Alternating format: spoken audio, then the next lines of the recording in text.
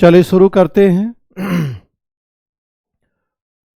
आज हम बात करेंगे संगठन या ऑर्गेनाइजेशन, कॉन्सेप्ट ऑफ ऑर्गेनाइजेशन। संगठन की अवधारणा क्या है। कल हमने चर्चा की थी आपसे प्रशासन और प्रबंधन के बारे में। टॉपिक हम लोग लेके चल रहे हैं प्रशासन, प्रबंधन एवं संगठन, एडमिनिस्ट्रेशन, मैनेजमेंट एंड ऑर्गेनाइजेशन।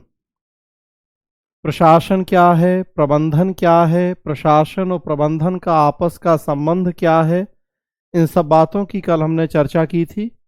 आज हम बात करेंगे संगठन क्या है, संगठन का अर्थ क्या है, संगठन के कितने तत्व होते हैं, संगठन से जुड़े कौन कौन से दृष्टिकोण हैं, कितने तरह के संगठन होते हैं, क्लोज एंड ओपन सिस्टम या बंद प्रणाली और खुली प्रणाली क्या होती है, इन चीज़ों की आज चर्चा होगी। स्क्रीन पर देखिए आप संगठन का अर्थ, मीनिंग ऑफ ऑर्गेनाइजेशन। तो मीनिंग ऑफ ऑर्गेनाइजेशन, दो अर्थ यहाँ स्क्रीन पे आपके सामने हैं, शब्दार्थ और भावार्थ। शब्दार्थ देखेंगे, अंग्रेजी शब्द है ऑर्गेनाइजेशन, उसका हिंदी रूपांतर संगठन। और जो अंग्रेजी का ऑर्गेनाइजेशन शब्द है, इसकी उत्पत्ति अंग्रेजी का ही शब्द है ऑर्गेनिज्म, उससे हुई है। मूल शब्द है ऑर्गेनिज्म, जिससे बना है ऑर्गेनाइजेशन और उससे संगठन। ऑर्गेनिज्म शब्द का अर्थ देखें अगर डिक्शनरी में, यहाँ स्क्रीन पे लिखा हुआ है, ऑर्गेनिज्म का मतलब होता है ऐसे अवयवों का समूह जो परस्पर संबंधित हों तथा एक इकाई के रूप में अपने कार्यों को संपन्न करें। जैसे हम ह्यूमन ऑर्गेनिज्म की बात करते हैं, तो देखिए आप मानव शरीर में ऐसी स्थिति देखने को मिलती है हमें। मानव शरीर का निर्माण कई अंगों, अंगतंत्रों से मिलकर होता है। सबके कार्य, सबकी भूमिकाएं अलग अलग होती हैं। आँख, नाक, कान या पाचन तंत्र, श्वसन तंत्र, जितने भी अंग और अंग तंत्र हैं, सबके कार्य और भूमिकाएं अलग अलग हैं, लेकिन उसके बावजूद सब परस्पर निर्भर होते हैं। शरीर का कोई अंग या अंग तंत्र इस आधार पर शरीर से निकल के अलग हो जाए कि उसका काम या भूमिका तो अलग है। हम देखेंगे कि जैसे ही वो अंग शरीर से निकल के अलग होगा, वैसे ही उसका अस्तित्व समाप्त हो जाएगा। तो यद्यपि बहुत सारे अंग और अंग तंत्र हैं, सबके कार्य और भूमिकाएं अलग अलग हैं, बावजूद उसके सब परस्पर निर्भर होते हैं। तो ऐसी स्थिति को ऑर्गेनिज्म कहा गया है कि ऐसे अवयवों का समूह जो परस्पर संबंधित हों और एक यूनिट या इकाई के रूप में अपने कार्यों को संपन्न करें। तो इसीलिए ह्यूमन ऑर्गेनिज्म तो एक सबसे अच्छा उदाहरण है संगठन को समझने के लिए। भावार्थ, हमें मतलब भावार्थ से ज्यादा है, तो भावार्थ है प्रशासन द्वारा अपने निर्धारित उद्देश्यों की प्राप्ति के लिए स्थापित संरचना। कल हम बात कर रहे थे आपसे कि प्रशासन एक व्यापक अवधारणा है जिसका निर्माण दो तत्वों से मिलकर होता है। प्रशासन का एक स्ट्रक्चरल एस्पेक्ट है और दूसरा फंक्शनल एस्पेक्ट, संरचनात्मक पहलू और कार्यात्मक पहलू। प्रशासन का जो संरचनात्मक पहलू होता है उसी को हम संगठन कहते हैं। कल हमने इसी की चर्चा की थी, वही अर्थ यहाँ लिखा हुआ है, प्रशासन द्वारा अपने उद्देश्यों की प्राप्ति हेतु निर्मित संरचना। तो जो एक फिजिकल भौतिक यांत्रिक स्ट्रक्चर है उसको संगठन या ऑर्गेनाइजेशन कहा गया है। हालांकि संगठन में स्ट्रक्चर के साथ साथ मानव भी शामिल है। किसी भी संगठन में केवल मशीनें तो होंगी नहीं। आजकल इतना ज्यादा जोर है कंप्यूटराइजेशन पे, ऑटोमेशन पे, लेकिन अल्टीमेटली कंप्यूटर को चलाने के लिए भी हमें चाहिए तो इंसान ही है।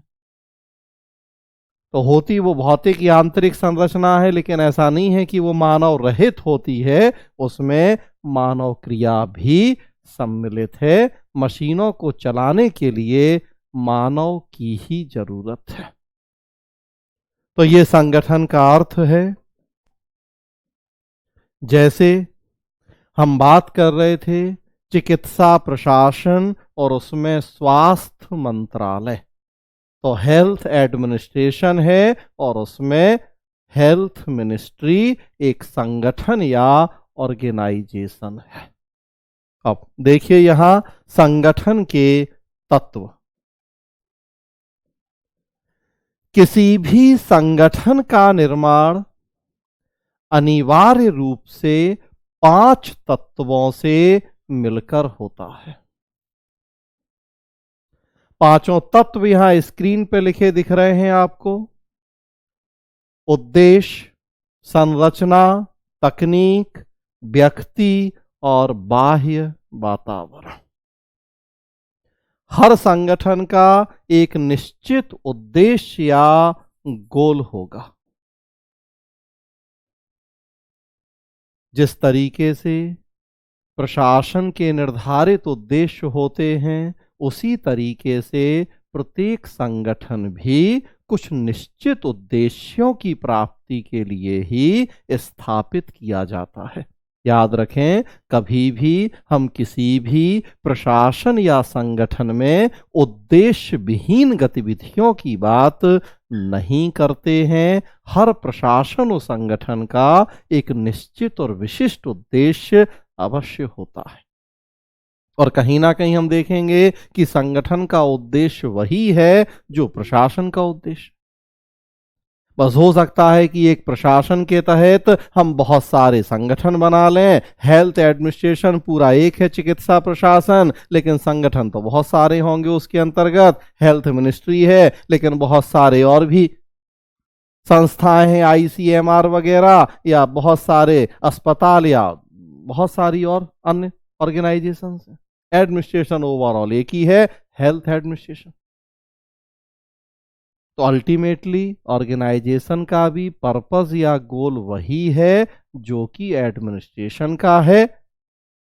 उस उद्देश्य की प्राप्ति के लिए एक भौतिक यांत्रिक संरचना या फिजिकल स्ट्रक्चर भी है।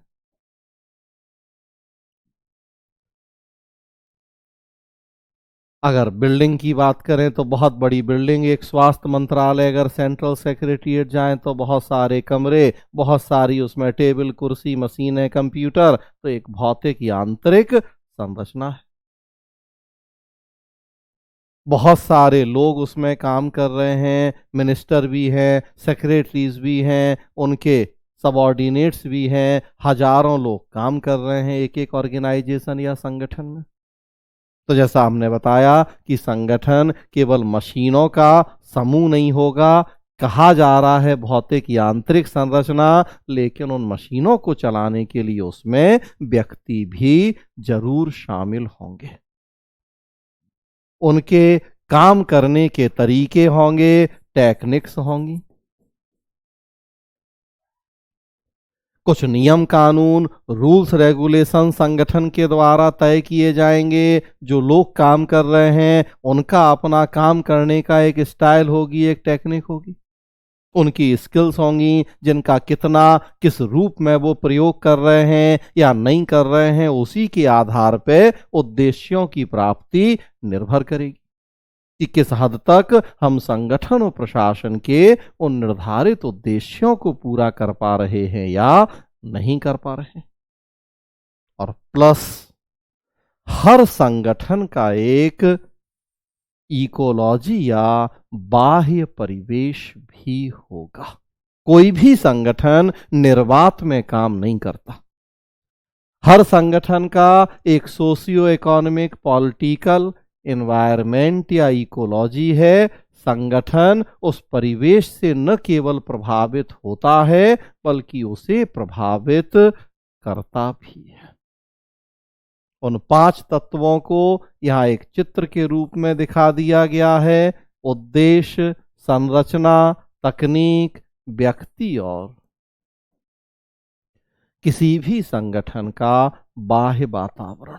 और वातावरण का मतलब हम जानते हैं, इसमें सामाजिक भी, इसमें आर्थिक भी, राजनीतिक भी, धार्मिक भी, सांस्कृतिक भी, भौगोलिक, वो सारी चीजें जो संगठन और प्रशासन को प्रत्यक्ष या परोक्ष रूप से प्रभावित करती हैं।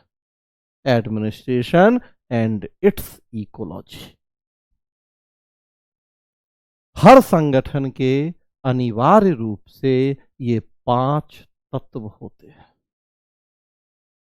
हम चिकित्सा प्रशासन के अंतर्गत स्वास्थ्य मंत्रालय की बात कर रहे हैं। देखिए 5 तत्व।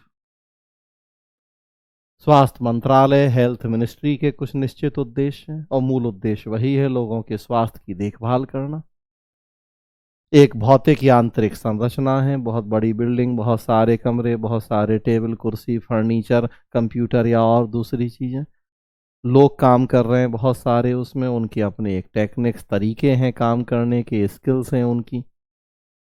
और प्लस भारत एक डेवलपिंग कंट्री है। हमारे यहाँ की सोसाइटी क्या है, कल्चर क्या है, इकोनॉमिक कंडीशन क्या है, पॉलिटिकल कल्चर क्या है, ये सारी चीजें उस हेल्थ मिनिस्ट्री के कार्यों, गतिविधियों, उद्देश्यों को डायरेक्टली या इनडायरेक्टली प्रभावित कर रहे हैं।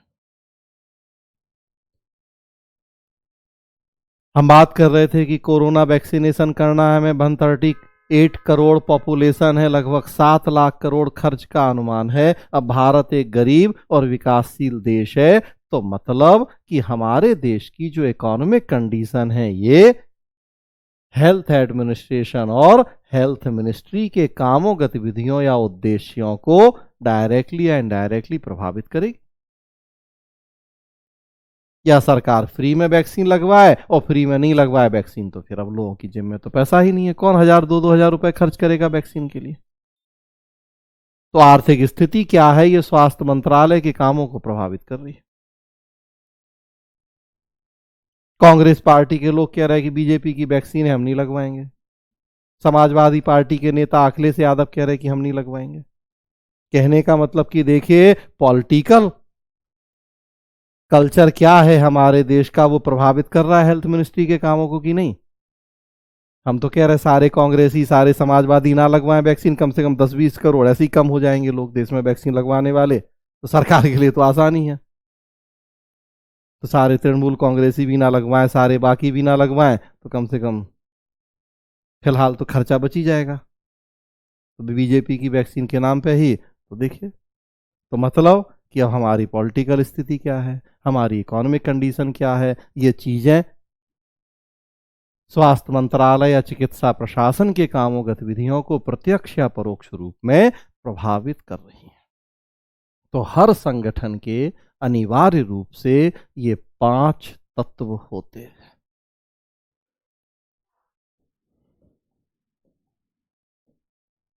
अगला देखिए, उन्हीं 5 तत्वों से जुड़ा हुआ है संगठन के प्रकार एवं दृष्टिकोण।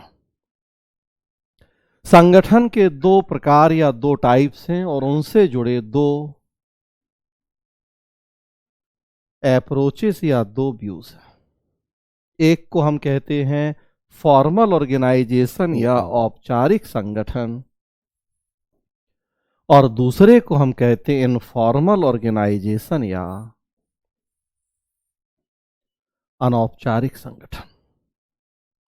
संगठन को हमने इन 2 पार्ट्स में डिवाइड किया है। जो फॉर्मल ऑर्गेनाइजेशन या औपचारिक संगठन है, ध्यान रखना है वो जो संगठन के 5 तत्व हैं उनमें से संरचना और तकनीक पर ज्यादा जोर देते हैं। हर संगठन में 5 तत्व हैं, वो कॉमन है कि 5 तत्व होंगे तभी कोई संगठन बनेगा, लेकिन अब उनमें भी कौन सा संगठन किन तत्वों को ज्यादा प्रायोरिटी देता है उसके बेस पे हमने संगठन के 2 टाइप्स किए हैं। जो फॉर्मल ऑर्गेनाइजेशन है ये स्ट्रक्चर एंड टेक्निक्स को ज्यादा इंपॉर्टेंस देते हैं। इनका मानना है कि संगठन की कार्यकुशलता में सर्वाधिक महत्वपूर्ण भूमिका संरचना और तकनीक की ही होती है। अगर हम इनकी स्टडी करें, अगर हम इनमें सुधार कर लें, इम्प्रूव कर लें, इन्हें एफिशिएंट बना दें, तो इनके माध्यम से हम ऑर्गेनाइजेशन की एफिशिएंसी और इफेक्टिवनेस को सुनिश्चित कर सकते हैं। जो औपचारिक संगठन होते हैं, ध्यान रखेंगे, ये निर्धारित उद्देश्यों की प्राप्ति के लिए जानबूझकर स्थापित किए जाते हैं। फॉर्मल ऑर्गेनाइजेशंस को आर्टिफिशियल ऑर्गेनाइजेशन भी कहा जाता है, क्योंकि जानबूझकर इनकी स्थापना की जाती है। चिकित्सा प्रशासन के अंतर्गत स्वास्थ्य मंत्रालय, तो ये हमने डेलिब्रेटली जानबूझ के बनाया है ताकि स्वास्थ्य मंत्रालय के जो चिकित्सा प्रशासन के जो निर्धारित उद्देश्य हैं उनको प्राप्त किया जा सके। एजुकेशन एडमिनिस्ट्रेशन देखें तो हमने उसके तहत human resource and development ministry, अब उसका नाम बदल के हमने कर दिया एडुकेशन मिनिस्ट्री, तो बनाया है। तो जानबूझ के बनाए गए हैं ये सब ऑर्गेनाइजेशन निर्धारित उद्देश्यों की प्राप्ति के लिए। और आप देखेंगे कि इसीलिए उनमें कुछ निश्चित नियम कानूनों का पालन करने की बाध्यता होती है। फॉर्मल ऑर्गेनाइजेशन अपनी मन की मर्जी से नहीं चलते, चूंकि निर्धारित उद्देश्यों की प्राप्ति के लिए बनाए जाते हैं। तो जब हम इनकी स्थापना करते हैं उसी समय कुछ रूल्स रेगुलेशंस बना देते हैं। संगठन से जुड़े प्रत्येक व्यक्ति से अपेक्षा की जाती है कि वो उन रूल्स रेगुलेशंस को फॉलो करेगा, उन रूल्स रेगुलेशंस को ध्यान में रखते हुए ही वो अपने कार्यों को संपन्न करेगा। उसकी भावनाएं, उसकी फीलिंग्स, उसकी पसंद नापसंद, इन सब बातों को कोई स्थान नहीं होगा। बस जो निश्चित नियम कानून है वो उन्हें फॉलो करते हुए अपने काम करेगा ताकि निर्धारित उद्देश्यों को प्राप्त किया जा सके। इसी आधार पर कहा जाता है कि जो औपचारिक संगठन होते हैं ये मैकेनिकल अप्रोच या यांत्रिक दृष्टिकोण पर आधारित होते हैं। व्यक्ति को हमने मशीन का पुर्जा मान लिया, जहां हम अपेक्षा कर रहे हैं कि व्यक्ति अपनी भावनाओं, समस्याओं, अपनी फीलिंग्स को दूर रखे। जो रूल्स रेगुलेशंस बने हैं उनको लकीर का फकीर बन के फॉलो करे, उसी के अकॉर्डिंग काम करे। मतलब दूसरे शब्दों में व्यक्ति एक मशीन बन जाए। तो मैकेनिकल अप्रोच या यांत्रिक दृष्टिकोण, एक ऐसा इंसान जो मशीन है, जिसकी कोई भावनाएं, कोई फीलिंग्स नहीं है। तो ऐसे संगठनों को हम फॉर्मल ऑर्गेनाइजेशन या औपचारिक संगठन कहते हैं। जबकि जो अनौपचारिक संगठन है, इनफॉर्मल ऑर्गेनाइजेशन है, ये संगठन से जुड़े व्यक्तियों और उनकी भावनाओं पर बल देते हैं। इनका कहना है कि तकनीकें, रूल्स रेगुलेशंस का उतना इम्पोर्टेंस नहीं है संगठन की कार्यकुशलता में, जितना कि संगठन से जुड़े जो ह्यूमन बीइंग्स हैं उनकी फीलिंग्स का, उनकी प्रॉब्लम्स का, उनके सेटिस्फैक्शन का। अगर संगठन से जुड़े व्यक्ति खुश हैं, अगर हम उनकी भावनाओं का आदर सम्मान कर रहे हैं, उन्हें इज्जत दे रहे हैं, उनके साथ प्यार से 2 शब्द बात कर रहे हैं, तो संगठन कार्यकुशल होता है। ऐसे व्यक्तियों में उत्साह होता है और ये रात दिन मेहनत करके उन उद्देश्यों की प्राप्ति में सहयोग करते हैं, तो टेक्निक्स का उतना रोल नहीं होता जितना कि व्यक्तियों का, उनके फीलिंग्स, उनके सेटिस्फैक्शन का। तो ऐसे संगठनों को हम इनफॉर्मल या अनौपचारिक संगठन कहते हैं। ये संगठन, ध्यान रखेंगे, आपसी संबंधों के आधार पर स्वाभाविक रूप से विकसित होते हैं। अनौपचारिक संगठनों को जानबूझकर स्थापित किया जाता है, शब्दों पे ध्यान दें, लेकिन जो अनौपचारिक संगठन हैं इनका अपने आप विकास हो जाता है। इनकी जानबूझ के स्थापना नहीं की जाती, बल्कि इनका नेचुरल डेवलपमेंट होता है। तो इसीलिए मैंने कहा जो औपचारिक संगठन है ये कृत्रिम या आर्टिफिशियल हैं, और जो अनौपचारिक संगठन हैं ये नेचुरल या प्राकृतिक हैं। ये हम जानबूझ के नहीं बनाएंगे, ये धीरे धीरे अपने आप डेवलप हो जाएंगे, और कब डेवलप हो गए हमें पता भी नहीं पड़ेगा। इनमें संबंधों को, रिलेशंस को, फीलिंग्स को प्राथमिकता होती है।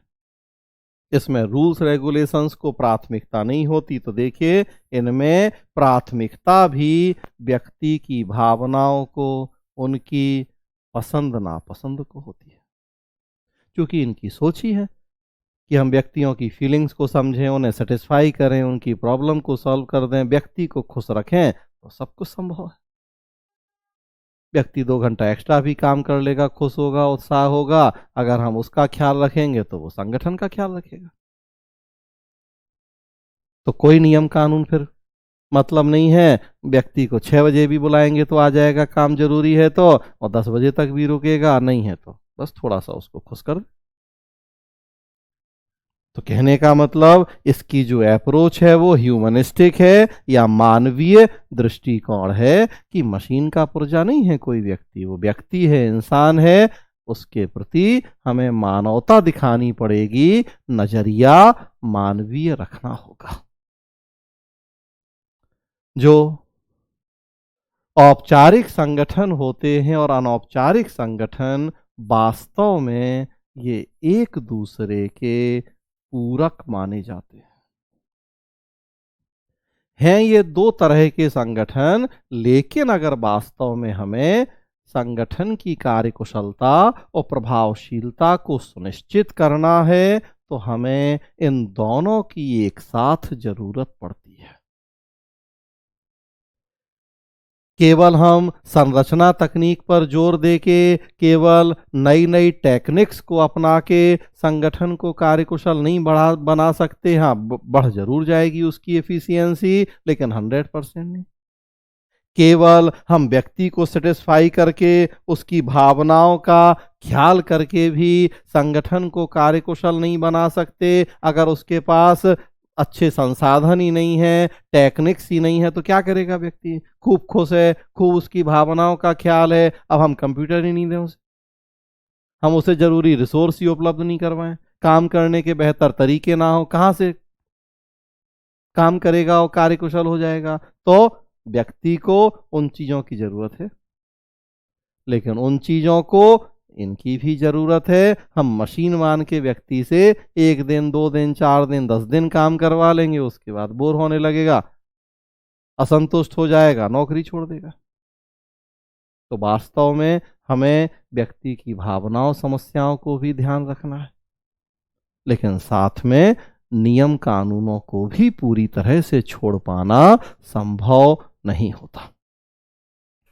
हम बात कर रहे हैं, अगर एग्जाम्पल देखें तो हमने कहा चिकित्सा प्रशासन है, उसमें स्वास्थ्य मंत्रालय एक ऑर्गेनाइजेशन है। अब अगर आप देखें तो स्वास्थ्य मंत्रालय किस तरह का ऑर्गेनाइजेशन है? एक औपचारिक संगठन है, फॉर्मल ऑर्गेनाइजेशन। हमने कहा कि जानबूझ के हमने स्वास्थ्य मंत्रालय की स्थापना की है, ताकि जो निर्धारित उद्देश्य हैं उनको प्राप्त किया जा सके। कुछ रूल्स रेगुलेशंस हैं, जितने लोग मंत्रालय में काम कर रहे हैं उन्हें उन रूल्स रेगुलेशंस को फॉलो करना है, चाहे हायरार्की हो, स्पान ऑफ कंट्रोल हो, यूनिटी ऑफ कमांड हो, या कितने बजे ऑफिस आना है, कब ऑफिस से जाना है, किसका क्या काम होगा, किसकी क्या सैलरी होगी, क्या योग्यताएं होंगी, छोटे बड़े बहुत सारे रूल्स रेगुलेशंस या फॉर्मेलिटीज हैं, सबको पूरी करना है, मानना है। तो एक फॉर्मल ऑर्गेनाइजेशन है, लेकिन उस फॉर्मल ऑर्गेनाइजेशन में आपस के संबंधों के आधार पर लोगों ने छोटे छोटे अपने इनफॉर्मल ग्रुप्स भी बनाए हुए हैं। मतलब उनके अंदर हमें बहुत सारे अनौपचारिक संगठन भी देखने को मिल सकते हैं। मंत्रालय में जो लोग काम कर रहे हैं, लंच में एक से दो आपस में मिलते जुलते हैं, बातचीत करते हैं, हंसी मजाक होता है, चार छह लोगों ने अपना एक छोटा सा ग्रुप बना लिया है। सुबह ऑफिस आते हैं, गाड़ी शेयर करते हैं, तो एक गाड़ी में पांच लोग तो आसी पास जो रहते हैं या रास्ते से ले लेते हैं, तो एक साथ आते हैं, उन पांच लोगों का एक ग्रुप बना है।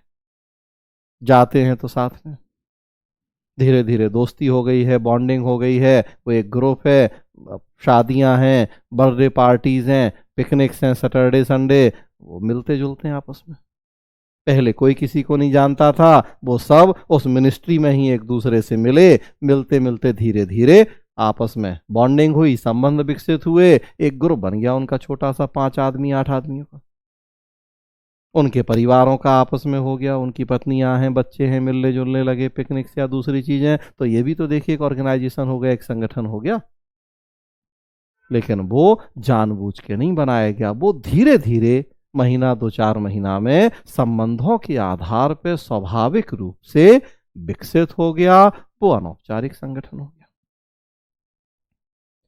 वो जो औपचारिक है वहां तो नियम कानून है कि 9 बजे आना है, 6 बजे तक ऑफिस में रहना है, लेकिन जो ये पिकनिक हो रही है, पार्टी हो रही है, क्लब, यहाँ कोई ऐसे नियम कानून नहीं है। वहां बस रिलेशन है, फीलिंग्स है, हंसी मजाक है। यहाँ प्राथमिकता उद्देश्यों को है कि जो काम, टारगेट है, रिस्पॉन्सिबिलिटीज, ड्यूटीज हैं, पूरी करना है। यहाँ तो बस रिलेशन है। दोनों तरह के संगठन होते हैं, हर औपचारिक में अनौपचारिक जरूरत है हमें। वैसे मंडे से फ्राइडे 9 से 6 या 10 से 6 जो भी ऑफिस का टाइम है करना है, लेकिन अब कोरोना है, समस्या है, तो वर्क फ्रॉम होम भी हो जाएगा। मतलब देखिए उस नियम में हमने कुछ ढील दे दी है। व्यक्ति की समस्या का ध्यान रखा है कि ऐसा नहीं ऑफिस आए तो बीमार हो जाए और फिर अपने साथ 4 और लोगों को बीमार करे, तो हमने उसकी प्रॉब्लम का ध्यान रखा कि नहीं रखा। वो जो 9 से 6 वाला नियम था, मंडे से फ्राइडे वाला, उसमें छूट दे दी कि नहीं दे दी। वर्क फ्रॉम होम की व्यवस्था कर दी। महीना 2 महीना तो चलो कोई काम भी नहीं, उसके बाद भी वर्क फ्रॉम होम या 50% प्रेजेंस, तो हफ्ते में अब 5 की जगह 3 दिन आना है कि 2 दिन आना है।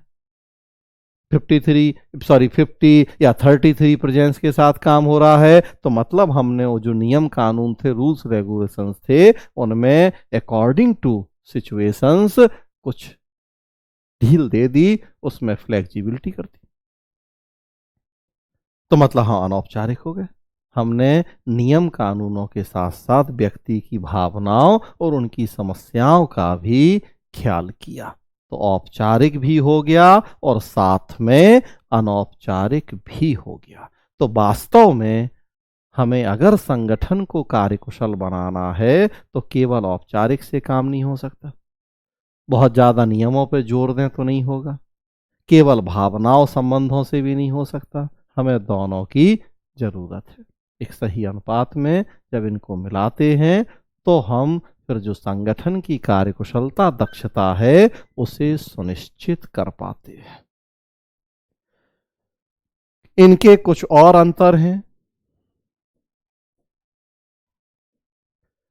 यहां एक कंपैरेटिव टेबल बना दी गई है औपचारिक और अनौपचारिक के बीच के अंतर को समझने के लिए। कुछ पॉइंट हैं, कुछ की ऑलरेडी हमने बात कर ली, कुछ और एडिशनल पॉइंट यहाँ हैं कि औपचारिक और अनौपचारिक संगठनों में क्या अंतर होते हैं। तो देखिए पॉइंट, औपचारिक संगठन या फॉर्मल ऑर्गेनाइजेशन है तो जानबूझ के स्थापित किए जाएंगे, जबकि अनौपचारिक संगठन स्वाभाविक रूप से विकसित होंगे, हमने बात कर ली। यहाँ निश्चित नियम कानून होंगे औपचारिक में, जबकि यहाँ भावनाएं संबंध होंगे तो नियम रहित होंगे। ये भी हमने देख लिया। वही तीसरा दूसरे शब्दों में है कि वैयक्तिक भावना से शून्य, व्यक्ति की फीलिंग्स का कोई ध्यान नहीं होगा, लेकिन यहाँ उन पे हम बहुत ध्यान देंगे। लोगों की जो फीलिंग्स हैं ये मैकेनिकल होंगे, ये ह्यूमनिस्टिक अप्रोच पे बेस्ड होंगे। नियम कानूनों से ही जुड़ा हुआ मुद्दा है कि नियम, ड्यूटीज, रिस्पॉन्सिबिलिटीज सब लिखित रूप में होंगी, ताकि हर आदमी उनको प्रॉपरली फॉलो करे, उनको मन की मर्जी से बदल ना दे, पलट ना जाए कि यार ये तो हमारा काम था ही नहीं।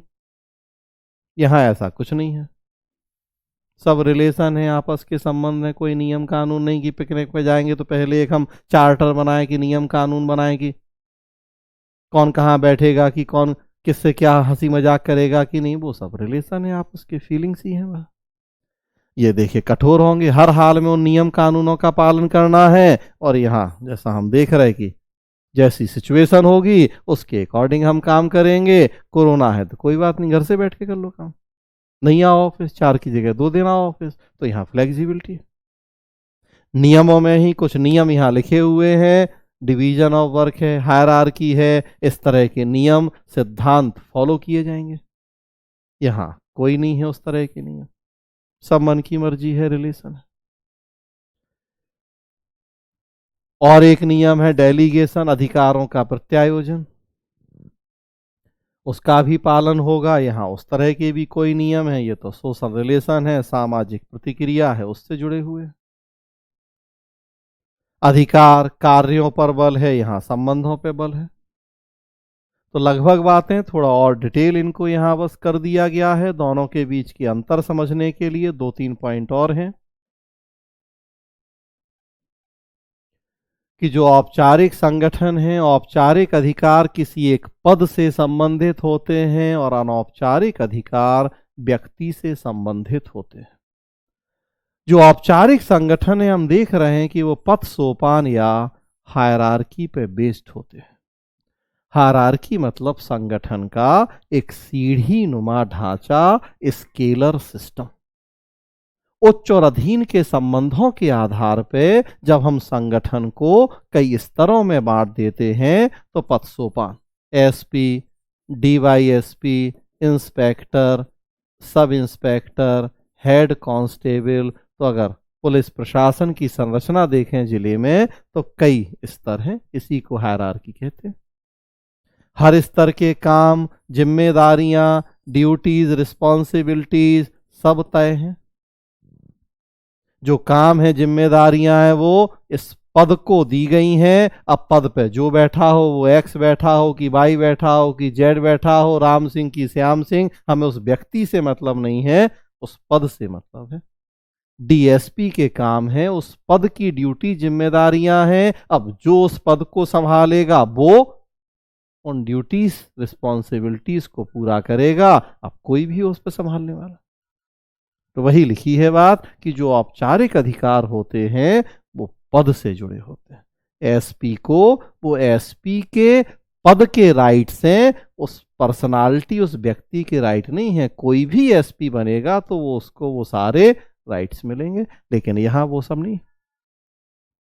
यहाँ तो आपस के संबंध हैं, व्यक्ति हैं, जो जैसा अपने आप कोई लीडर बन जाता है, कभी कोई दूसरा काम संभाल लेता है, कभी कोई तीसरा काम संभाल लेता है, तो वहां उस तरह से तो होता नहीं है रिलेशन। औपचारिक अधिकार ऊपर से नीचे की ओर प्रवाहित होते हैं। हर उच्च अधिकारी अधीनस्थ को आदेश देगा और हर अधीनस्थ उसका पालन करेगा। यहां तो वो है नहीं उच्च अधीन का कोई रिलेशन। एक ग्रुप है, म्यूचुअल रिलेशनशिप पे है, कोई किसी को कुछ भी कह देगा कि तुम ये कर लो, पिकनिक पे जा रहे, एक आदमी खाना लाएगा, दूसरा आदमी कोल्ड ड्रिंक लाएगा, तीसरा आदमी कुछ और लाएगा। वहां कोई ऐसा ऑर्डर वाला सिस्टम ही नहीं, फ्रेंडली माहौल है। ये बड़ा होता है तुलनात्मक दृष्टि से, ये छोटा होता है। स्वास्थ्य मंत्रालय में 1000 लोग काम कर रहे हैं, लेकिन ग्रुप 5 या 10 लोगों का बना है, जो हमने कहा पिकनिक पे जा रहे हैं, वो पूरे 1000 लोगों का ग्रुप कभी नहीं है। और ऐसे 5-5, 10-10 लोगों के 10 बने हैं उसमें अनौपचारिक संगठन या ग्रुप्स। ये स्थायी होता है, जो औपचारिक है परमानेंट। क्यों? क्योंकि निश्चित उद्देश्य हैं, रूल्स रेगुलेशंस हैं, तो उसको फॉलो करते हुए 20-50 साल से चल रहा है, वो काम कर रहा है। लेकिन जो अनौपचारिक संबंध है, रिलेशन है, ये बहुत लंबे नहीं हैं, ये अस्थायी है, टेम्परेरी है। 5 लोगों का जो ग्रुप था, 2 महीने बाद पता लगा कि 2 आदमियों का उसमें ट्रांसफर हो गया। ट्रांसफर ही नहीं हुआ, दोस्तों में आपस में देखिए कभी किसी बात को लेकर लड़ाई झगड़ा हो गया, मजाक किया था लेकिन मजाक ऐसा हो गया कि पर्सनल किसी ने ले लिया, बुरा लग गया, बरसों की दोस्ती टूट गई। और नहीं तो उनमें भी नियम कानून आ जाते हैं, अनौपचारिक में भी। तो अनौपचारिक संगठन बहुत लंबे नहीं चलते हैं, ये अस्थायी होते हैं। लेकिन जो औपचारिक संगठन है, ये निर्धारित उद्देश्यों की प्राप्ति के लिए बनते हैं, तो ये स्थायी होते हैं। हमने अभी हेल्थ एडमिनिस्ट्रेशन में स्वास्थ्य मंत्रालय के एग्जाम्पल से इन चीजों को समझा। अब एक एग्जाम्पल हम और प्राइवेट एडमिनिस्ट्रेशन का लें। मान लीजिए शिक्षा प्रशासन,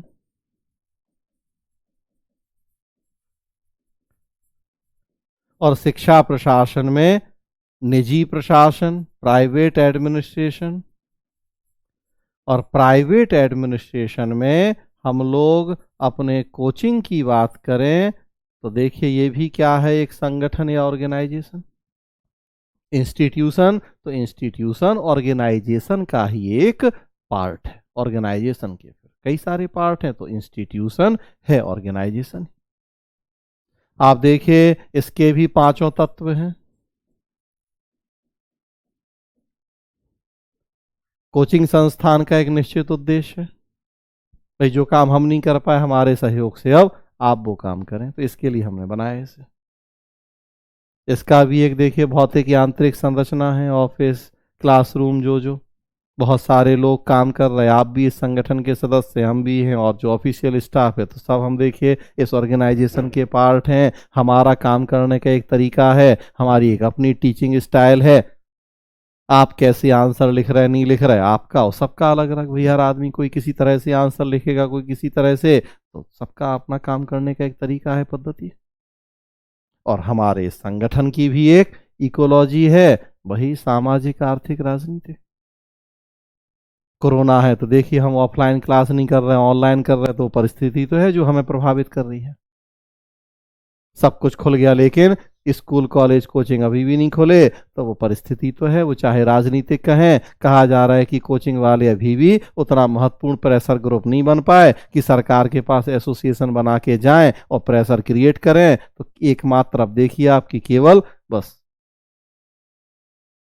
एजुकेशन इंस्टीट्यूट ही हैं जो बंद हैं, अदरवाइज सब खुल चुका है। तो मतलब फिर वही कि हमारी सामाजिक आर्थिक स्थिति क्या है, राजनीतिक, वो हमें प्रभावित कर रही। तो हमने कहा अनिवार्य रूप से हर संगठन के 5 तत्व हैं, वो चाहे प्राइवेट हो चाहे पब्लिक हो। देख सकते हैं 5 तत्व। अब अगर फॉर्मल और इनफॉर्मल के आधार पर देखें तो कोचिंग किस तरह का संगठन है, फॉर्मल या इनफॉर्मल? तो कोचिंग फॉर्मल है, एक फॉर्मल ऑर्गेनाइजेशन है। भाई निश्चित उद्देश्यों की प्राप्ति के लिए जानबूझ के हमने बनाया है। 15 अगस्त 2002 को इसकी स्थापना हुई, तब से लेके अभी तक काम कर रहा है। उद्देश्य हमने पहले बताया कि क्या, बाकी चीज अब इसमें भी देखिए कुछ रूल्स रेगुलेशंस, नियम कानून हैं जिनको फॉलो करना जरूरी है हर उस व्यक्ति को जो इस ऑर्गेनाइजेशन का पार्ट बनता है, चाहे वो एडमिनिस्ट्रेटिव स्टाफ हो, चाहे हम हो और चाहे आप हो। फिर रूल ही तो है कि मंडे से फ्राइडे हम लोग क्लास करेंगे 6:30 से 7:30 या 6:30 से 8, 1.5 घंटे या 1 घंटे की क्लास करेंगे। लगभग 5 महीने का या 4 महीने का एक कोर्स होगा। आप छोटी छोटी फॉर्मेलिटीज पूरी करेंगे, फॉर्म भरेंगे, फी डिपॉजिट करेंगे, नोट्स या जो भी तो सब है, नियम कानून है।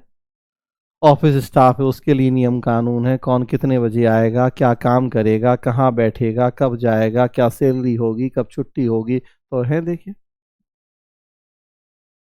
हायरार्की है कि हम हेड हैं, हमारे अंडर में कौन है, फिर ऐसे तो हायरार्की तो सारी चीजें। तो मतलब एक ऑर्गेनाइजेशन है और एक फॉर्मल ऑर्गेनाइजेशन है। अब इस फॉर्मल ऑर्गेनाइजेशन में अभी तो चलिए ऑनलाइन, सब कोई कहीं बैठा है अपने घरों पे, एक दूसरे से मिल नहीं पा रहे हैं। अदरवाइज जब ऑफलाइन होता है तो फिर वही चीज कि आपस में आप मिलते जुलते हैं। कोई बिहार से, कोई यूपी से, कोई एमपी से, कोई राजस्थान से, इसके पहले कोई किसी को नहीं जानता था। यहाँ कोचिंग में ऑफलाइन है तो एक दूसरे से मिलते जुलते हैं, धीरे धीरे बातचीत, हाय हेलो, दोस्ती होती है और आपका एक 4-5 लोगों का ग्रुप बन जाता है। क्लास के आगे पीछे मिलते हैं, आधा घंटा 1 घंटा, यूं ही टाइम पास या कुछ कोई डिस्कशन करते हैं किसी टॉपिक पे। तो जो एक ग्रुप बनता है आपका ग्रुप डिस्कशन के लिए, वो इनफॉर्मल या अनौपचारिक होता है। वो देखिए कोई जानबूझ के नहीं बनाया जाता, ना उस पर्पस से आप क्लास करने आते हो, तो धीरे धीरे संबंध होते हैं और उसके आधार पे बन जाता है। एक दिन अचानक मन में ख्याल आता है कि अरे हम लोग क्यों नहीं एक 4 आदमी एक ग्रुप बनाए, रोज क्लास के पहले 1 घंटा किसी के रूम पे मिलें और वहाँ डिस्कस किया करें कुछ टॉपिक। तो वो एक इनफॉर्मल ऑर्गेनाइजेशन हो गया। अब वो इनफॉर्मल क्यों है? क्योंकि वो जानबूझ के नहीं बना। वहाँ कोई निश्चित नियम कानून नहीं है कि सबको ये फी देनी है या इतने बजे ही फिक्स टाइम है तो मिलना है, या और जो रूल्स रेगुलेशंस हैं हायरार्की या दूसरे उनको फॉलो करना है। किसी दिन सुबह 9 से 10 मिल लेंगे, किसी दिन क्लास के बाद 8 से 9 मिल लेंगे, और किसी दिन कोई कहेगा कि नहीं आज हमें मूवी देखने जाना है तो आज नहीं भी मिलेंगे। संडे को एक की जगह 2 घंटा मिल लेंगे। तो वहाँ ज़्यादा देखिए फ्लेक्सिबिलिटी है, वहाँ फीलिंग्स हैं, भावनाएं हैं, वहाँ वहाँ हो सकता है 1 घंटा मिलेंगे और जो टॉपिक डिसाइड था वो नहीं होके उस दिन यूं ही टाइम पास हंसी मजाक ही हो जाएगा। हम नहीं करते हैं आपसे 1 मिनट भी, क्योंकि ये फॉर्मल है। वो इनफॉर्मल होगा। अब वो इनफॉर्मल होगा तो 15 दिन, 20 दिन, 1 महीना वो ग्रुप काम करेगा। आप मिलेंगे 1 घंटे 2 घंटे, आधा घंटा पढ़ाई होगी, आधा घंटा यहाँ वहाँ की बातें होंगी। कल कोई एक आदमी आने में असमर्थता जताएगा, परसों कोई और। किसी को अगर टॉपिक टारगेट दिया गया है, कोई पूरा करके लाएगा, कोई नहीं। धीरे धीरे उससे अनिच्छा होने लगेगी, अरे वहां मिलते हैं 2 घंटा, गप ज्यादा होती है, काम होता नहीं है। तो वो क्या होगा, 15 दिन महीने भर बाद वो ग्रुप टूट जाएगा। ज्यादातर ग्रुप देखिए आप, जितने ग्रुप बनते हैं ग्रुप डिस्कशन के लिए, महीने 2 महीने से ज्यादा नहीं चलते। इसीलिए क्योंकि वो इनफॉर्मल है। 10-5 दिन मिलना जुलना, गप अच्छी लगती है, उसके बाद लगता है अरे टाइम खराब हो रहा है इसलिए थोड़ी आए हैं यहाँ दिल्ली। और अगर अगर उसमें भी हम फिक्स कर दें कि नहीं हर हाल में 9 से 10 रोज मिलना है, मंडे से फ्राइडे मिलेंगे,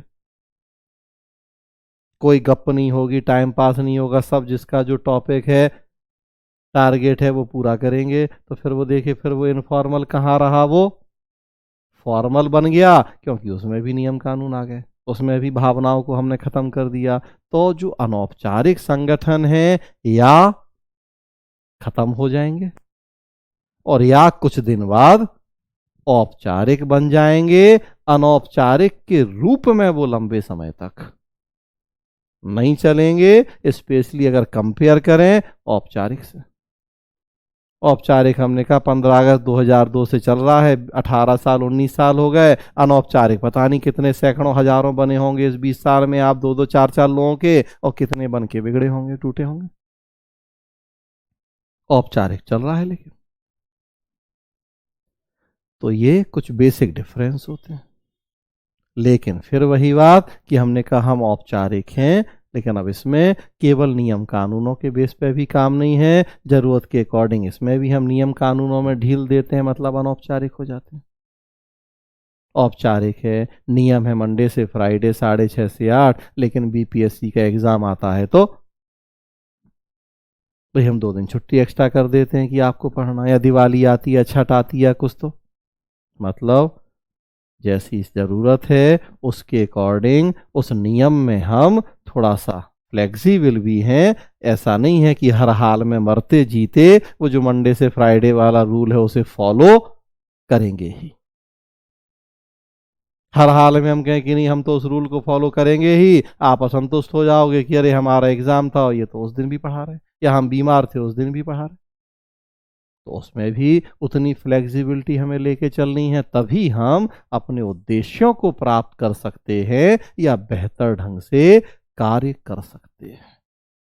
तो याद रखें कि संगठन 2 तरह के हैं, लेकिन दोनों एक दूसरे के पूरक होते हैं। एक के बिना दूसरे का काम नहीं चलता है। एक और बहुत महत्वपूर्ण टॉपिक यहां स्क्रीन पे आपके सामने है, बंद प्रणाली एवं खुली प्रणाली। सबसे पहले तो जो अब तक हमने पढ़ा है सबको सब क्लियर है, कोई डाउट तो नहीं है तो पूछ सकते हैं। अब तक जो हमने बात की है किसी को कोई समस्या अगर है तो पूछ सकते हैं। आप लोग क्लियर है सब? सोनू क्लियर है? आप लोग बताइए, कोई दिक्कत तो नहीं है किसी बात को समझने में जो अब तक हमने बातें की? सब क्लियर है? बढ़े आगे। आईएएस मेंस देना है किसी को क्या? आईएएस मेंस कब से शुरू है? 8 तारीख से? आज से? कल से है ना? 8 से। ऑप्शनल कब है? 17 को है ऑप्शनल। ओके। और यूपी 21 से शुरू है? 22 से? अच्छा 21 से है। मेंस का डेट एक्सटेंड कहाँ हुआ? 22 से 26 या 21 से 26? अच्छा 21 से 25। अच्छा अच्छा।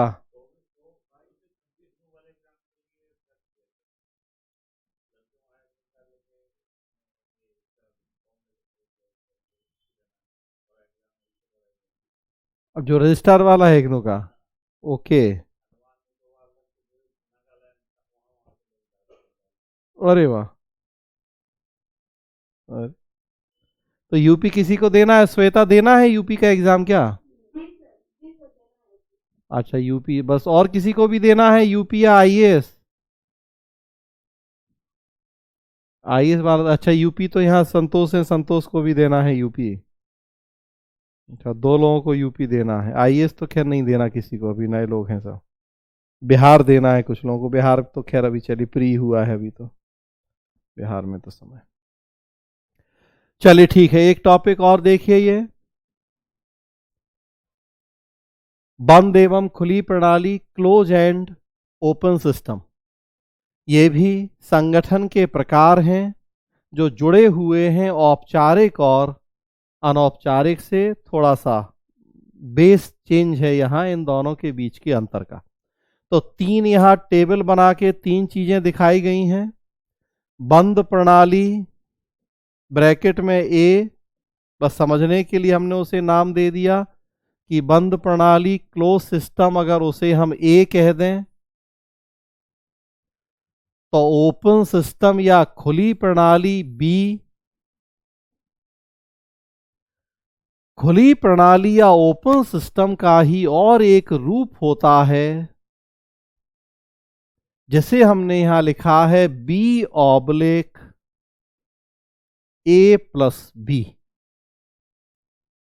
मतलब जो ये खुली प्रणाली B/A+B है, इसके कुछ लक्षण होंगे बी वाले, जबकि कुछ लक्षण होंगे A+B वाले। वो मिक्सचर है दोनों का, है खुला ओपन ही कुछ मामलों में जो खुली प्रणाली बी है वैसा, लेकिन कुछ मामलों में उसका अपग्रेडेड वर्जन है, तो A+B के लक्षण भी उसमें दिखाई देते हैं। तो इस टॉपिक को देखें, क्या है ये बंद प्रणाली तथा खुली प्रणाली या क्लोज एंड ओपन सिस्टम। देखिए, बंद प्रणाली वाले जो संगठन हैं, बंद का मतलब क्या है? सबसे पहली विशेषता, और ये जितनी विशेषताएं फीचर्स यहां आप देख रहे हैं, ये सब एक दूसरे से कारण और परिणाम के रूप में जुड़े हुए हैं। बंद प्रणाली वाले जो संगठन हैं, ये वातावरण के प्रभाव का अध्ययन नहीं करते हैं। प्रशासन, उसकी इकोलॉजी, इन दोनों का जो म्यूचुअल रिलेशनशिप है या प्रभाव है, जैसा अभी हमने बताया आपको कि हर संगठन के अनिवार्य रूप से 5 तत्व हैं। एक तत्व है उसमें इकोलॉजी या परिवेश, और हमने ये भी बताया कि परिवेश अनिवार्य रूप से संगठन और प्रशासन को डायरेक्टली या इनडायरेक्टली प्रभावित करता है। अब मुद्दा ये है कि हम उस प्रभाव को स्वीकार करते हैं या स्वीकार नहीं करते हैं। हम नहीं मान रहे, हम कह रहे नहीं राजनीति क्या है, नहीं है हमें क्या मतलब, हम तो अपना काम कर रहे हैं। देश की अर्थव्यवस्था क्या है, नहीं हमें कोई मतलब नहीं, हम तो अपना काम कर रहे हैं। किसान कह रहे लोगों को दिक्कत हो रही है, नहीं हो रही है, हमें क्या मतलब, हम तो ट्रैक्टर लगा के आंदोलन कर रहे हैं। तो मतलब क्या प्रभाव पड़ रहा है, कैसे हम दूसरे को प्रभावित कर रहे हैं, हो तो रहा है, लेकिन मान रहे कि नहीं मान रहे। हमने कहा नोटबंदी अब अच्छी है कि बुरी, कुछ लोग कह रहे हैं अच्छी है, कुछ लोग कहते हैं बुरी। तो हमारी सोच है कि हम किस रूप में लेते हैं चीजों। तो हम उस प्रभाव के, जो वातावरण का प्रभाव है संगठन और प्रशासन के ऊपर, अगर उसका अध्ययन करते हैं या नहीं करते। अभी तक हमने आपसे बात की कि अगर प्राथमिकता संरचना और तकनीक को होती है तो ऐसे संगठन को औपचारिक, और अगर प्राथमिकता व्यक्ति और उसकी भावनाओं को होती है तो ऐसे संगठन को हम अनौपचारिक संगठन कहते हैं। अब हम बात कर रहे हैं यहां बाह्य वातावरण या इकोलॉजी के आधार पर। अगर संगठन में वातावरण के प्रभाव का अध्ययन नहीं किया जाता तो उसे हम बंद संगठन कहते हैं। हम तो कहते नहीं कोरोना है नहीं है हमें कोई मतलब नहीं है, वो तो 10 से 5 मंडे से फ्राइडे वाला जो टाइम है वो आना पड़ेगा। वो वातावरण क्या प्रभाव डाल रहा, हमें कोई उससे फर्क मतलब नहीं है। दिवाली है, दशहरा है, छठ है, बीपीएससी क्या, हमें इन सब से कोई मतलब नहीं है। वो तो मंडे से फ्राइडे 6:30 से 8 टाइम है तो आना पड़ेगा, हम तो करेंगे। मतलब वातावरण के प्रभाव को हम नहीं मानते, हमारा तो जो नियम है हर हाल में हम उसे पूरा करेंगे। हमने अपने आप को वातावरण से क्या किया, बंद कर लिया, खिड़की दरवाजे बंद कर लिए, दिमाग के ताले बंद कर लिए कि नहीं हम नहीं खुली हवा आने देंगे, हमें मतलब नहीं बाहर क्या हो रहा नहीं हो रहा, तो बंद हो गए हम। क्यों ये वातावरण के प्रभाव का अध्ययन नहीं करते? दूसरा पॉइंट जुड़ा हुआ है, ये वातावरण को स्थिर मानते हैं। इनका कहना है जैसा आज वातावरण है सालों भर या हमेशा वातावरण वैसा ही रहता है, उसमें कोई चेंज नहीं होता। तो जब उसमें कोई चेंज ही नहीं होता तो फिर क्या जरूरत है उसकी स्टडी करने की? वो हम किसी भी नजरिए से बात करें, आज कोरोना है तब हमेशा कोरोना रहेगा, और आज कोरोना नहीं है तो कभी नहीं रहेगा। आज सर्दी है तो हमेशा ऐसी रहेगा माहौल, मौसम, भूगोल, जलवायु, और आज अगर गर्मी है तो हमेशा ऐसी रहेगा सालों भर। बारिश आज हो रही तो हमेशा, और नहीं हो रही तो कभी नहीं। मतलब वातावरण स्थिर है, वो चाहे आर्थिक हो चाहे भूगोल, जलवायु या कुछ भी। तो वातावरण जब स्थिर है, उसमें कोई चेंज नहीं है, तो फिर हमें उसके प्रभाव का अध्ययन करने की जरूरत नहीं है। तो ये वातावरण को स्थिर मानते हैं। इनकी जो सोच होती है, इनका जो दृष्टिकोण होता है, वो नॉन इकोलॉजिकल या गैर पारिस्थितिक होता है। गैर पारिस्थितिक दृष्टिकोण का मतलब वही है कि जब हम प्रशासन और परिवेश के पारस्परिक प्रभावों का अध्ययन नहीं करें। जैसा पीछे हमने देखा कि दृष्टिकोण है यांत्रिक और उसके आधार पे बना संगठन है औपचारिक। सोच दोनों की एक ही है कि व्यक्ति को मशीन का पुर्जा मान लो, उसकी भावनाओं का ख्याल नहीं करो। वही बात यहां नॉन इकोलॉजिकल अप्रोच, गैर पारिस्थितिक दृष्टिकोण, मतलब कि जब हम परिस्थिति के प्रभाव का अध्ययन नहीं करें और उस दृष्टिकोण पे बना संगठन, बंद संगठन, क्लोज सिस्टम। जबकि जो खुले संगठन है वो तीनों पॉइंट पहले देखिए, कंपेयर कीजिए।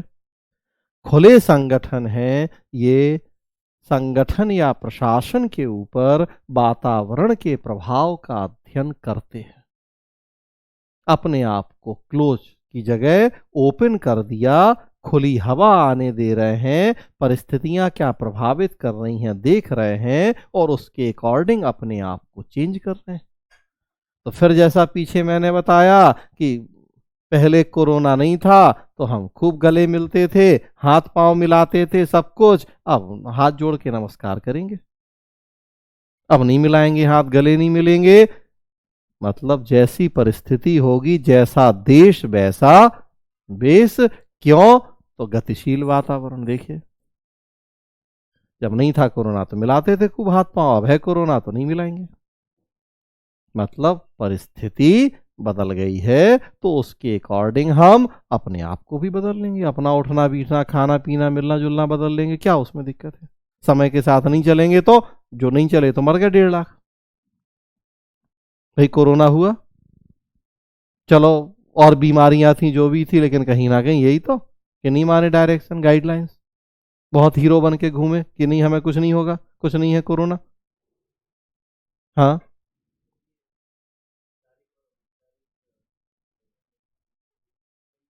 अब बस आ रहे, देखिए अगला पॉइंट वही लिखा है, अभी जोड़ेंगे उसको।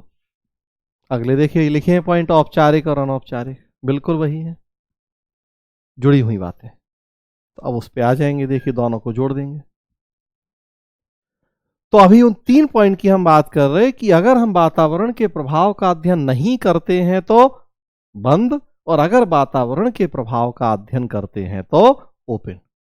नहीं करेंगे क्यों? तो स्थिर वातावरण, और करेंगे क्यों? तो गतिशील, मतलब चेंज।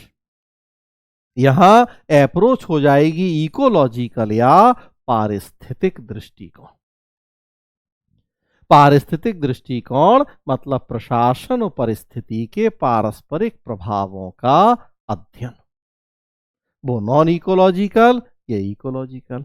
अप्रोच है इकोलॉजिकल और उस पर बेस्ड ऑर्गेनाइजेशन है ओपन, खुला। अब आगे बढ़िए। अब जो अभी तक हमने औपचारिक और अनौपचारिक की बात की है उससे जोड़ेंगे।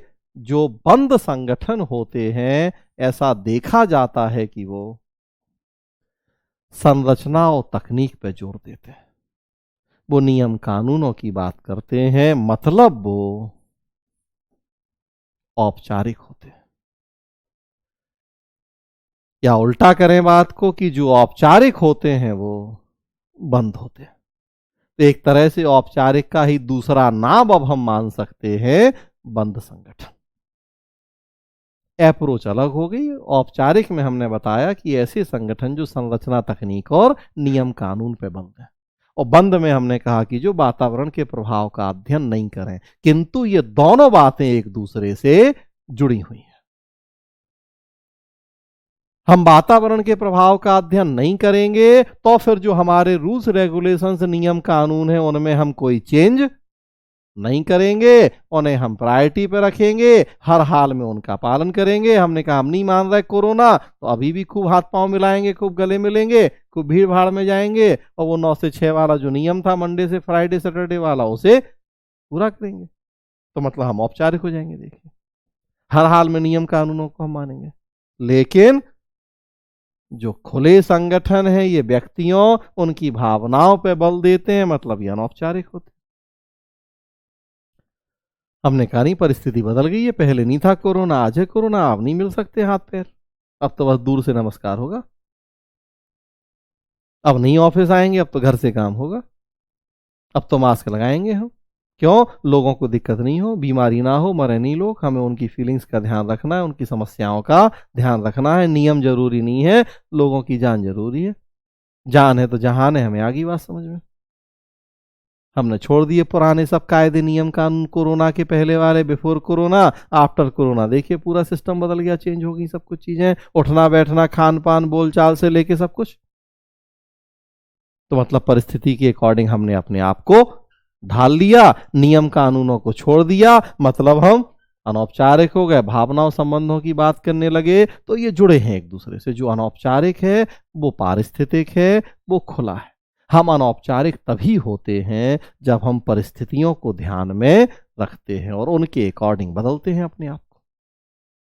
तो आगे की बातें भी देखिए जुड़ी हैं। जो औपचारिक है आप देख रहे हैं कि वो यांत्रिक होगा, ये मानवीय होगा। जो अनौपचारिक है, जो औपचारिक है, बंद है, वो तथ्यों की बात करेगा, फैक्ट। वही नियम कानून, वास्तविकता, उसे हम दूसरे शब्दों में कहते हैं तथ्य। लेकिन जो अनौपचारिक है ये बात करेगा भावनाओं, पसंद नापसंद, मतलब वैल्यूज। मूल्य का मतलब यही है व्यक्ति की भावनाएं, पसंद नापसंद। तथ्य का मतलब है नियम कानून, वास्तविकता। और चीजें देखिए, जो औपचारिक या जो बंद है ये व्यक्ति को आर्थिक प्राणी और विवेकशील प्राणी मानता है। आर्थिक प्राणी एक ऐसा प्राणी जिसके लिए जीवन में सबसे ज्यादा महत्व है पैसे का। बाप बड़ा ना भैया, सबसे बड़ा रुपया। विवेकशील प्राणी, रेशनल मैन, मतलब जो हर चीज को ठोक बजा के देखता है। अगेन, जो काम करता है उस काम के पीछे जेन्यून रीजन होता है, तर्क होता है। जो दिमाग से काम करता है, दिल से नहीं। विवेक और बुद्धि, तो विवेकशील प्राणी। और यहां सोशल मैन, सामाजिक प्राणी, और इर्रेशनल या अविवेकशील प्राणी। सामाजिक प्राणी मतलब जिसके लिए संबंध भावनाएं हैं, समाज में उठना बैठना, दोस्ती यारी प्रमुख है, पैसा सब कुछ नहीं है। भी अक्सर देखिए आदमी को 10,000 5,000 सैलरी मिल रही है, कुछ के लिए पैसा सब कुछ है, कुछ अपनी उस सैलरी को किसी गरीब को देखा कि किसी जानवर को देखा तो खर्चा। तो हम कहते हैं कि अरे तुम तो बड़े बेवकूफ हो, तुम तो बड़े सोशल हो, बहुत दोस्ती आ रही।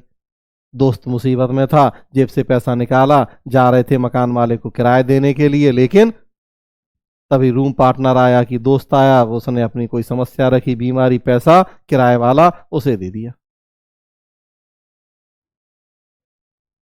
अब देखिए आप, अगर मकान मालिक का पैसा उसे जाके देते, आप कैसे प्राणी थे? आर्थिक प्राणी। पैसे को महत्व दिया आपने, दोस्त बीमार था, मर रहा था, डॉक्टर के यहां जाना था, आपने कहा बाढ़ में जाओ।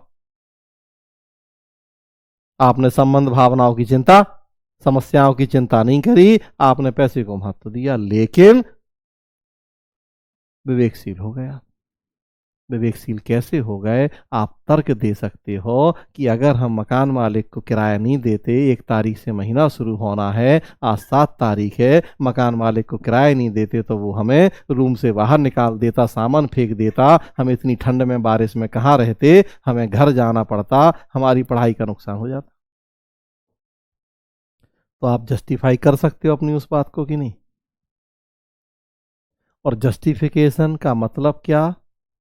ऐसा तर्क, ऐसा जस्टिफिकेशन जो आपके लक्ष्य या उद्देश्य प्राप्ति से जुड़ा हो।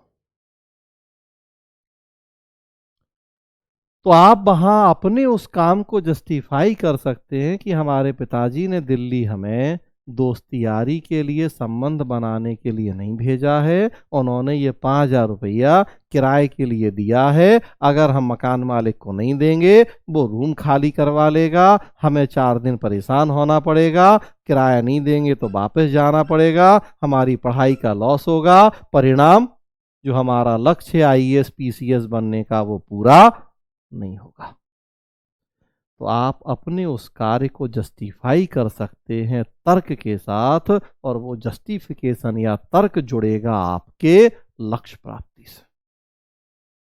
यहां आप रूम रेंट देने निकले थे, बाहर निकले, दोस्त मिल गया, उसने कहा बीमारी है कि कष्ट है, डॉक्टर के यहाँ जाना है, वो रूम आपने, वो रेंट का पैसा उसको दे दिया आपने। रिलेशन का तो ध्यान रखा आपने, संबंध का तो ध्यान रखा आपने, आप सोशल मैन हो गए, लेकिन आप अपने उस कार्य को जस्टिफाई कर सकते हैं। ये जस्टिफिकेशन नहीं है कि दोस्त मर रहा था, आपका है तो ये तर्क कि हमने इसलिए पैसा दिया कि बीमार था, उसे जरूरत थी, तो इसके पीछे भी तो तर्क है। नहीं, तर्क और जस्टिफिकेशन क्या, लक्ष्य प्राप्ति। क्या ये आपका ये फैसला कि दोस्त को पैसा दे दिया है, ये आपके लक्ष्य प्राप्ति में मददगार है? दोस्त को पैसा देना बजाय मकान मालिक के, नहीं, ये आपके लक्ष्य प्राप्ति में मददगार नहीं है। ये बस दोस्ती के लिए था काम, जिसका लक्ष्य प्राप्ति से कोई संबंध नहीं है। वहां आपने दिमाग से, विवेक बुद्धि से काम नहीं किया, बल्कि वहां आपने कैसे काम किया, दिल से, भावना से। तो आप हो गए इर्रेशनल मैन या अविवेकशील प्राणी। आप अपने उस काम को तर्क के साथ जस्टिफाई नहीं कर सकते हो। बार बार मैं कह रहा हूं, तर्क और जस्टिफिकेशन लक्ष्य के संदर्भ में। अदरवाइज तो वही हर काम का कारण है कि दोस्त को पैसा दिया क्योंकि जरूरत थी, बीमार था वो, लेकिन वो कारण नहीं, वो कारण ऐसा जो लक्ष्य से जुड़ा हो। सब बातें एक दूसरे से जुड़ी हैं।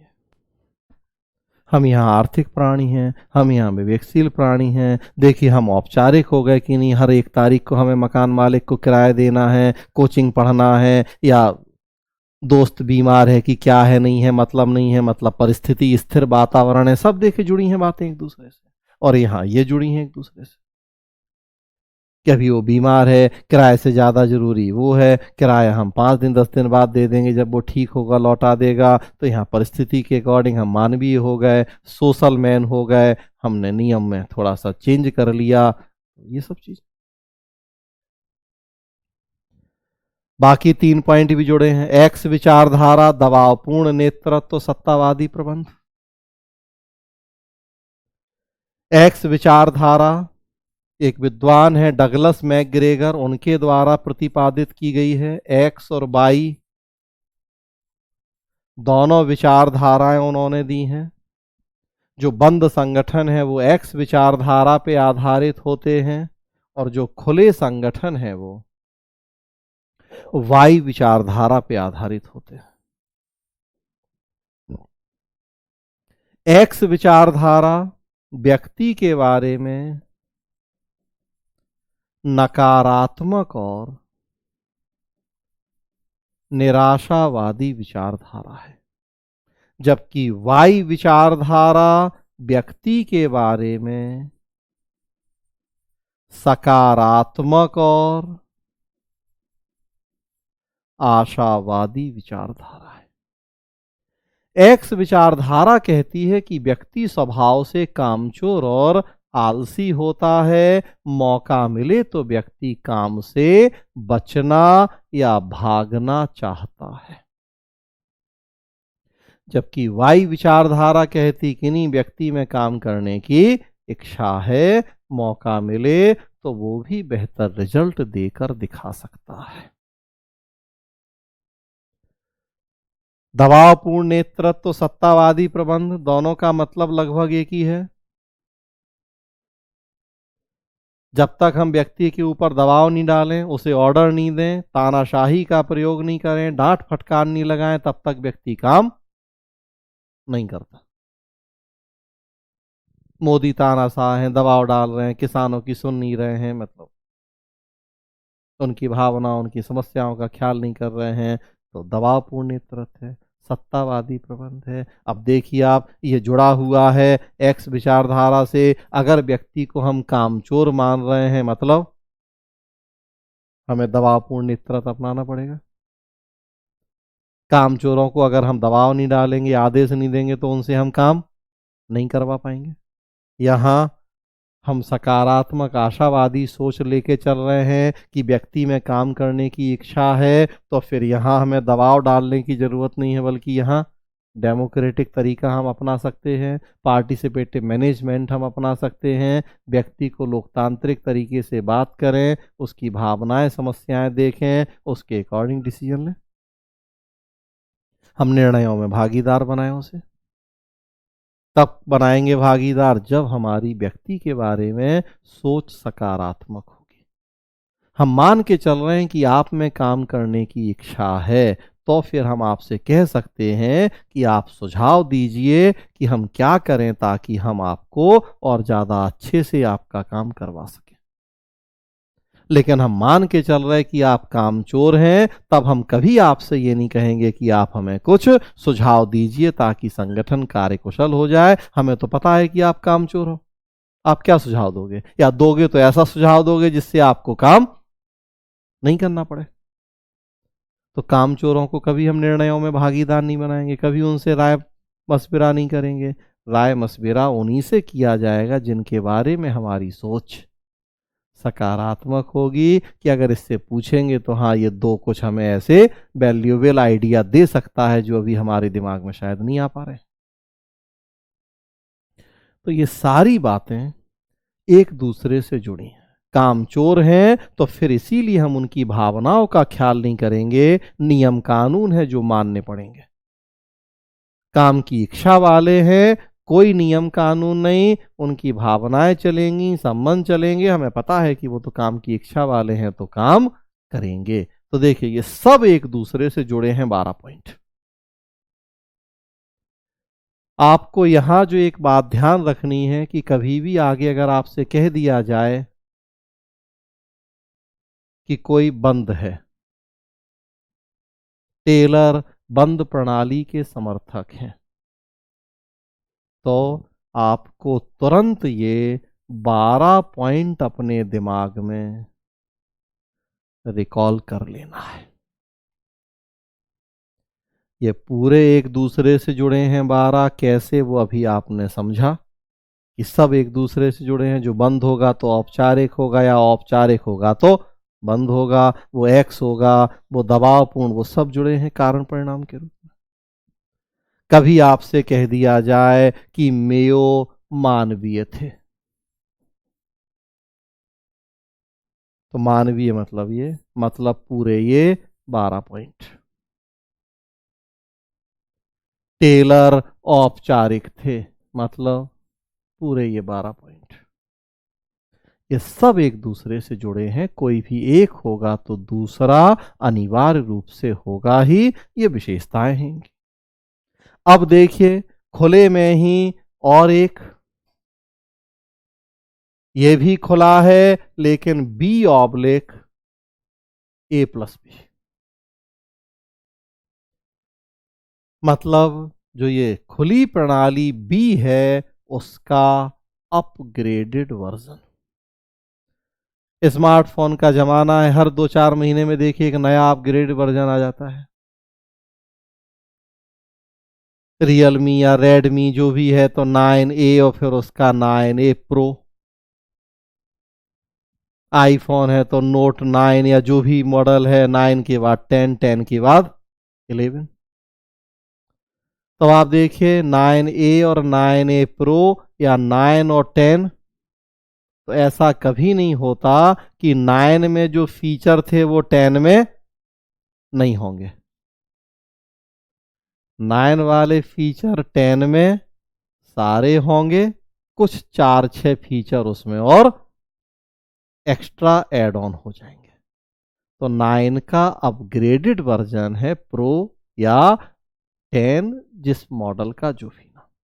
वही चीज यहां है कि जो खुली प्रणाली बी है, इसे हम मान लें आईफोन 9, तो खुली प्रणाली B oblique A plus B है 10 या उसका प्रो अपग्रेडेड वर्जन। कुछ चीजें वही हैं बी वाली, लेकिन कुछ चीजें हमने चेंज कर दी, अपग्रेड कर दी ए प्लस बी। तो ये है बेसिकली। तो चूंकि खुला है, कुछ चीजें बी वाली, 3 पॉइंट शुरू के देखिए वही है। खुला है मतलब ये भी वातावरण के प्रभाव का अध्ययन करेगा, ये भी गतिशील वातावरण की संकल्पना पे आधारित होगा, ये भी इकोलॉजिकल अप्रोच या पारिस्थितिक दृष्टिकोण की बात करेगा। तो बी है, देखिए बी बी बी। लेकिन अब कुछ हमें अपग्रेड भी करना है। चौथे में देखिए ए प्लस बी।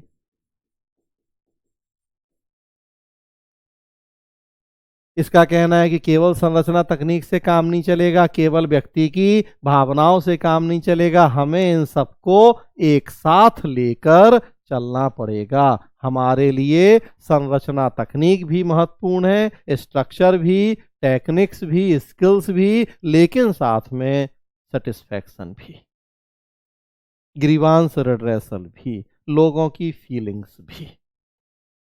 ए प्लस बी। अगले में भी देखिए वही औपचारिक अनौपचारिक एक दूसरे के पूरक, मतलब ए प्लस बी। जो पीछे भी हमने बात की, केवल औपचारिक से काम नहीं चलेगा, केवल अनौपचारिक से काम नहीं चलेगा, हमें दोनों को एक साथ लेकर चलना होगा। अगले में बी हो जाएगा। दृष्टिकोण तो मानवीय रहेगा, हम मशीन का पुर्जा नहीं मानेंगे व्यक्ति को। फिर ए प्लस बी, नियम कानून भी होंगे लेकिन भावनाएं भी होंगी, तथ्य प्लस मूल्य, तो सॉरी ए प्लस बी। अगले में ए प्लस बी, व्यक्ति को पैसा भी चाहिए है लेकिन संबंध भी चाहिए है।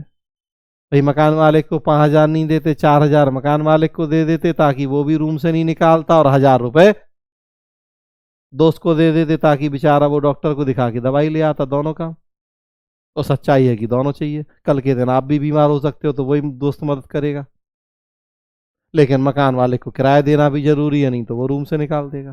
तो ए प्लस बी, व्यक्ति आर्थिक प्राणी भी है और सामाजिक भी, दोनों चीजें जरूरी हैं जिंदगी में, किसी एक से नहीं चलती जिंदगी, ना संबंधों से ना पैसे से, दोनों चाहिए आदमी को।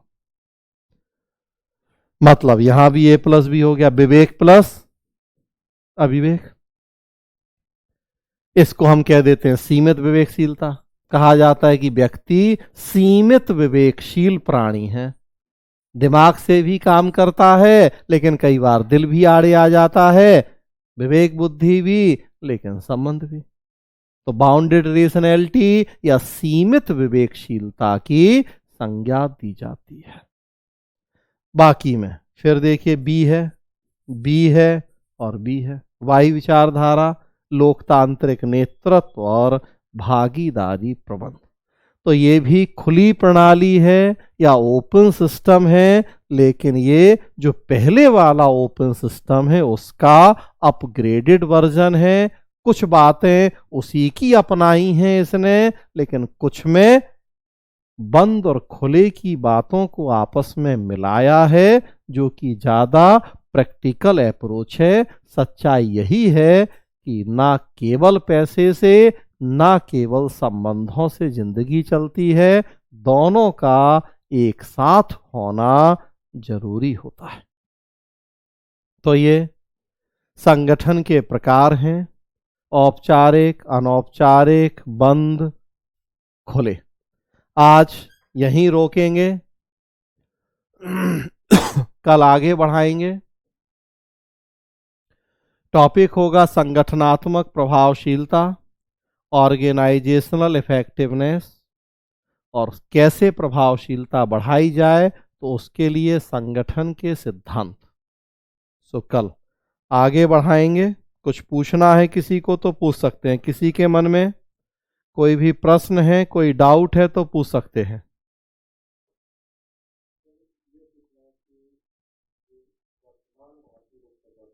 जी,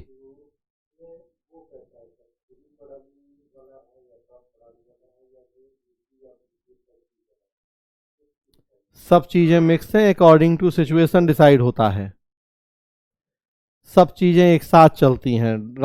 रक्षा है, सेना है, तो वहां हम दबावपूर्ण नेतृत्व, सत्तावादी प्रबंध की बात करते हैं, लेकिन और दूसरे डिपार्टमेंट्स हैं, वहां पंचायती राज है, ग्रामीण विकास है, तो लोकतंत्र भी है, भागीदारी भी है।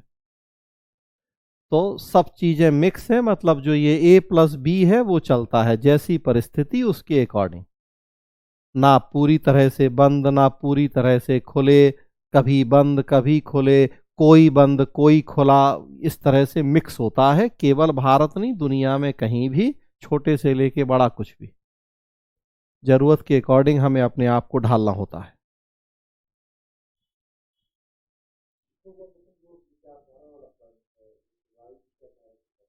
जी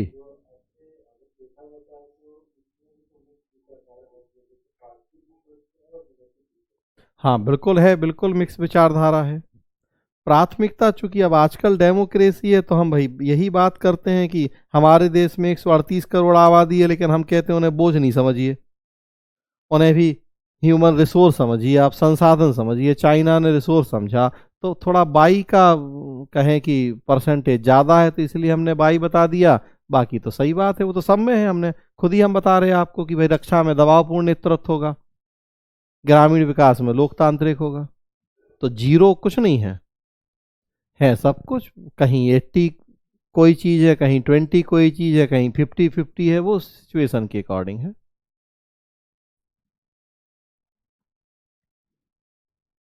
और कुछ?